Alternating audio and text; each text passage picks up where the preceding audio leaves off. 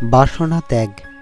আত্মার স্বরূপত জ্ঞাত হওয়ার পর আমি কর্তা, আমি ভোক্তা ইত্যাদি আকারে দৃঢ়া বলবর্তী অনাদি বাসনা জন্ম মৃত্যুর কারণ হয়।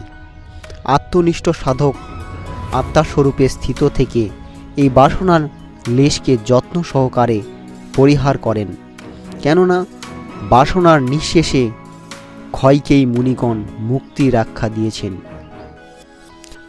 দেহ ইন্দ্রিয়াদি জড় পদার্থে যে আমি আমার বলে বোধ হয় তাকে অধ্যাস বলে। জ্ঞানী ব্যক্তি সর্বদা আত্মনিষ্ঠ হয়ে এই অধ্যাসের বিলোপ সাধনে যত্নবান হবেন। বুদ্ধি ও তার বৃত্তিসমূহের সাক্ষী নিজের যথার্থ রূপে জেনে বুদ্ধি প্রভূতি হতে ভিন্ন এই রূপ জেনে সেই শুদ্ধ আত্মাই আমি। এই প্রকারে যথার্থ জ্ঞানরূপ বৃত্তি সহায়ে অনাত্ম বুদ্ধিসমূহে আত্মবুদ্ধি ত্যাগ করো।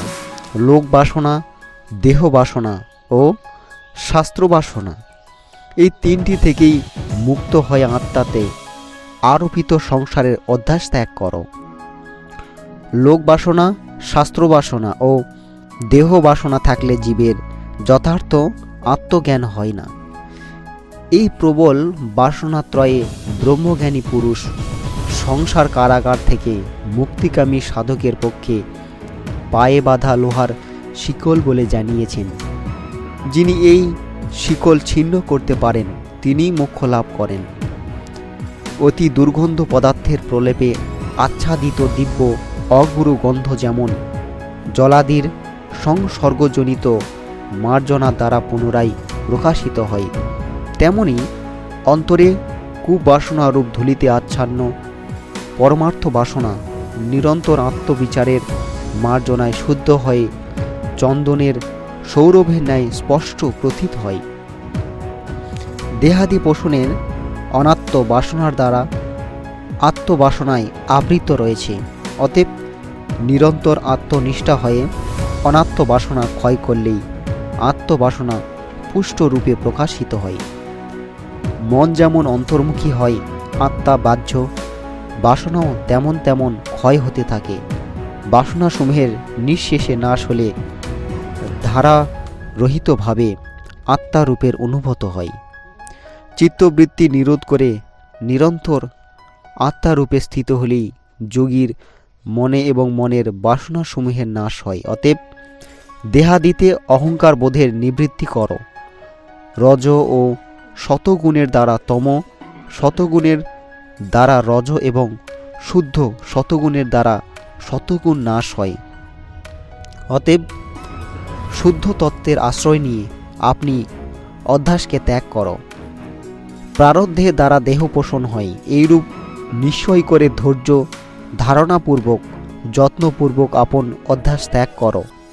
আমি জীব নই, আমি পরম ব্রহ্ম এইরূপ নিজেতে নিষ্ভাব নিষেধ করে বাসনাত্রয়ের বেগে প্রাপ্ত জীবতত্ত্বের অধ্যাস ত্যাগ করো। শ্রুতি যুক্তি বিচার এবং নিজের অনুভবের দ্বারা আত্মার সর্ব আত্মা অবগত হয়ে কোনো কালে ভ্রমবশত প্রাপ্ত আপন অধ্যাস ত্যাগ করো। জ্ঞানী মুনি নিকট গ্রাহ্য বা ত্যায্য বলে কিছুই কর্তব্য নেই, অর্থাৎ তার ক্ষেত্রে কোনো কর্তব্য প্রযোজ্য হয় না। অতএব নিরন্তর আত্মনিষ্ঠা সহকারে আত্মার কল্পিত অধ্যাসকে ত্যাগ করো। তত্ত্বমসি, ছান্দোগ্য উপনিষদ প্রভৃতি মহাবাক্যের দ্বারা ব্রহ্মের সঙ্গে জীবের যে এক তত্ত্ব জাগ্রত হয় সেটি দৃঢ় করতে দেহধ্যাস ত্যাগ করো। যতকাল পর্যন্ত এই দেহে আমি বোধের সম্পূর্ণরূপে নাশ না হয় ততকাল পর্যন্ত সাবধান হয়ে সযত্নে অধ্যাস নিবারণে নিরত থাকো। যে পর্যন্ত আমি জীব এবং আমার বাইরে এই জগৎ রয়েছে এ প্রকারের ভেদবোধ স্বপ্নদৃষ্ট বিষয়সমূহের ন্যায় আভাসরূপে অনুভূত হয়। হে বিদ্বান, যে পর্যন্ত অধ্যাস নিবারণের তৎপর থাকো, নিদ্রা লৌকিক কথাবার্তা অথবা শব্দাদি কোনো কিছুতেই আত্মবিস্মৃতির সুযোগ না দিয়ে অন্তরে নিরন্তর আত্মার চিন্তা করো। মাতা পিতার শোণিত শুক্র সংযোগে উৎপন্ন মল মাংসময় এই দেহকে চণ্ডালের ন্যায় দূর হতে পরিহার করে ব্রহ্মভাবে স্থিত হয়ে ধ্যান হও।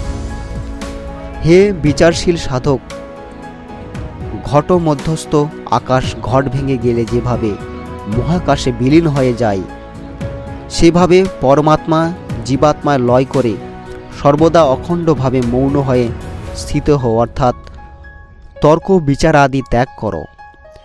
স্বয়ং প্রকাশ পরম ব্রহ্মই জীব জগতে একমাত্র অধিষ্ঠান।